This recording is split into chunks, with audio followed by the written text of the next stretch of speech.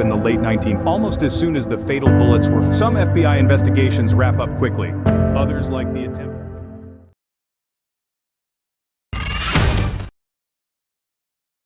As the Cold War heated up in the late 1940s, U.S. military intelligence agents working to decode Soviet diplomatic cables made a stunning discovery.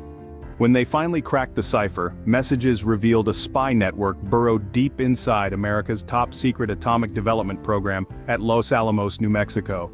FBI agent Bob Lamphere, who supervised numerous high-profile Cold War espionage investigations, followed the trail of clues in these decrypted messages, tracing the links that led from Los Alamos scientist Klaus Fuchs to a nondescript engineer named Julius Rosenberg in New York. The FBI interrogated and arrested several members of the spy ring, including Julius and his wife Ethel. FBI head Hoover, who declared the Rosenbergs guilty of the crime of the century, clearly viewed their 1951 conviction as justice. But it also was controversial. Later revelations show that the FBI only pursued the case against Ethel in order to make Julius confess. Neither did. Both were executed in 1953.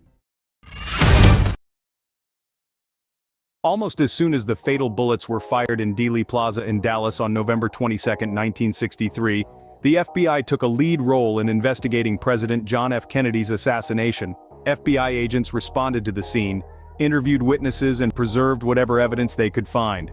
Ultimately, they conducted some 25,000 interviews and pursued tens of thousands of investigative leads into assassin Lee Harvey Oswald and other individuals. Most crucial and controversial was the work done by the FBI's lab investigating ballistics evidence. The Bureau tied the gun to Oswald and identified him early on as the sole gunman. FBI officials later reiterated their confidence in those findings when investigators testified to the Warren Commission. Some FBI investigations wrap up quickly. Others, like the attempt to bring the murderer of civil rights leader Medgar Evers to justice, drag on for decades. A bullet felled Evers on the front doorstep of his Jackson, Mississippi, home in June 1963.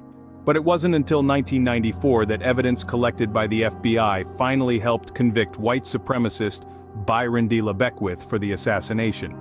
The Bureau almost immediately connected the murder weapon to the culprit. De LeBeckwith had dropped the firearm after its recoil drove the rifle scope into his eye, and it had been located by police. But two all-white juries rejected the testimony offered by FBI agents and other witnesses. As Evers' widow prodded local prosecutors to reopen the case, the FBI helped locate new witnesses. De LeBeckwith was finally convicted in 1994 and died in prison in 2001.